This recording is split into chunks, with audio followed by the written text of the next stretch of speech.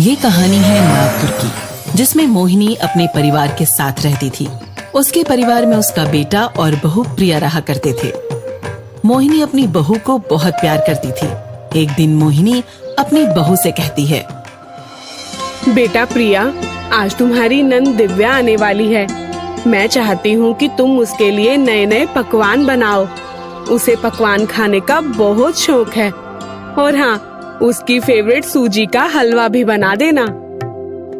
ठीक है मम्मी जी, आप चिंता मत करिए। मैं दीदी की सारी फेवरेट चीजें बनाऊंगी।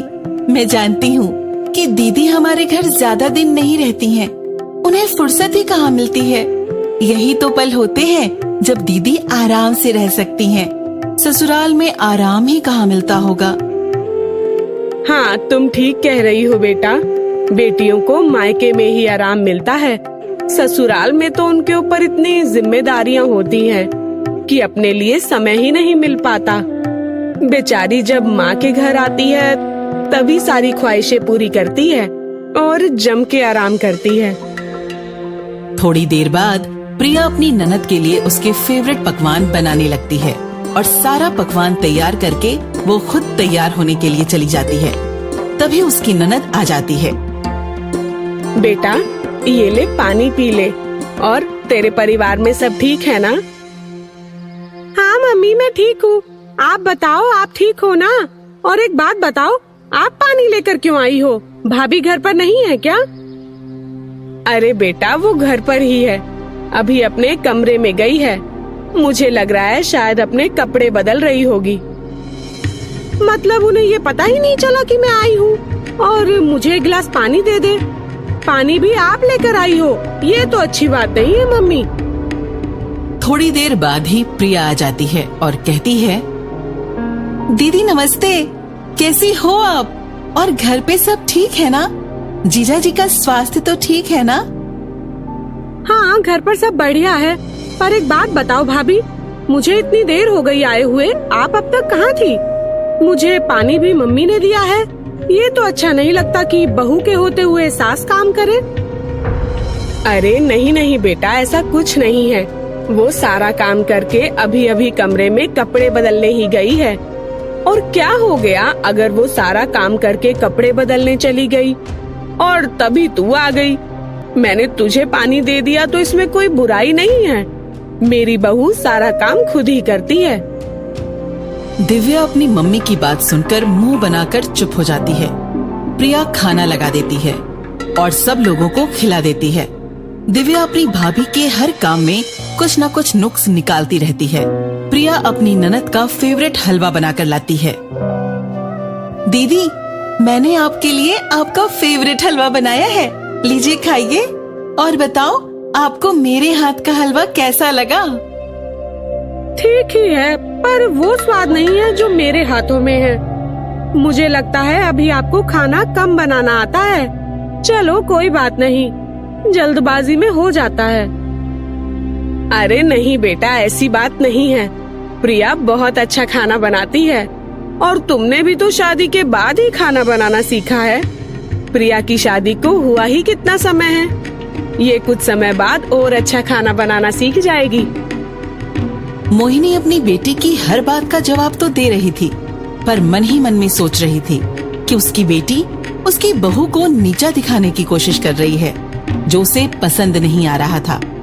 तभी उनकी पड़ोसन आती है और मोहिनी को लोअर टी शर्ट में देखकर पड़ोसन कहती है, अरे मोहिनी बहन, ये क्या? बहू ने कैसे कपड़े पहने हैं? ऐसा लगता ही नहीं है कि जैसे इस घर की बहू हो। तभी दिव्या बोलती है, हाँ, आप सही कह रही हैं आंटी जी। माँ ने भाभी को ज्यादा ही छूट दे रखी है। ये सब बातें सुनकर प्रिया चुपचाप अंदर चली जाती है।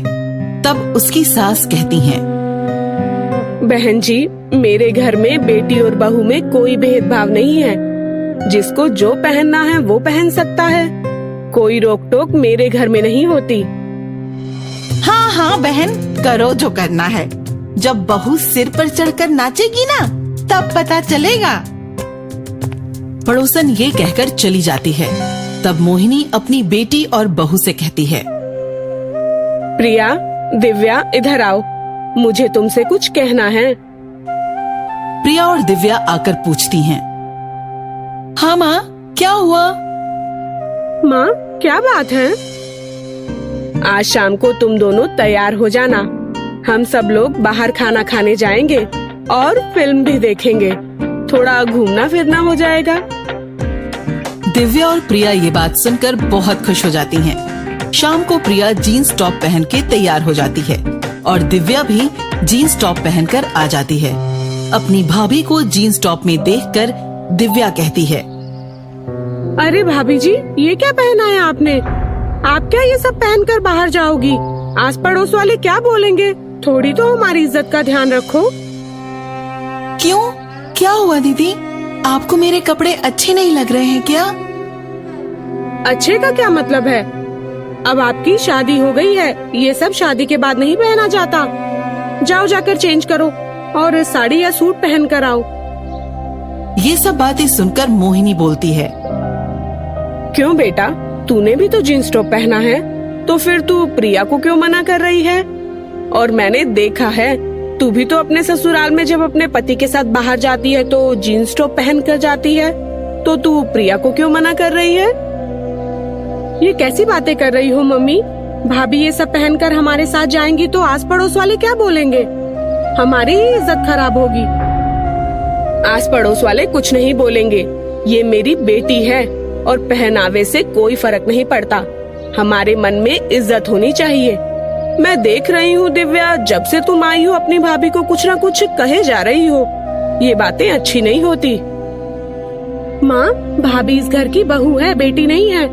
मैं इस घर में ये कैसा अनोखा रिश्ता देख रही हूँ? बेटा दिव्या, बहू बेटी नहीं बन सकती क्या? और सास बहू का ऐसा अनोखा रिश्ता हर घर में होना चाहिए। वैसे तुम भी एक औरत हो, अगर तुम्हारे साथ भी ससुराल में ऐसा कुछ हो तो फिर तुम्हें कैसा लगेगा? अरे तुम्हारी इतनी अच्छी भाभी है, तुम्हारे भैया हैं और मेरा इतना ध्यान रखती है। तुम्हें इस बात की खुशी नहीं है क्या, जो तुम मुझसे हर समय ताना देती रहती हो?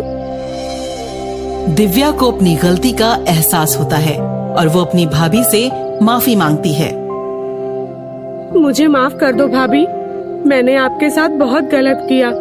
मुझे एहसास होना चाहिए था कि मैं भी एक औरत हूँ। मुझे आपके साथ ऐसा बर्ताव नहीं करना चाहिए था। हो सके तो मुझे माफ कर देना।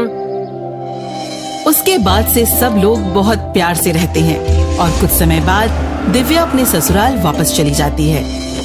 मोहिनी और प्रिया दोनों सास बहू आपस में बहुत प्यार से रहती हैं। प्रिया के लाड़ प्यार से मोहिनी इतनी खुश रहती थी कि वो कभी भी अपनी बहू को किसी को कुछ कहने ही नहीं देती थी। वो हमेशा उसका साथ देती थी। इस वजह से ही उनका ये रिश्ता अनोखा रिश्ता बना।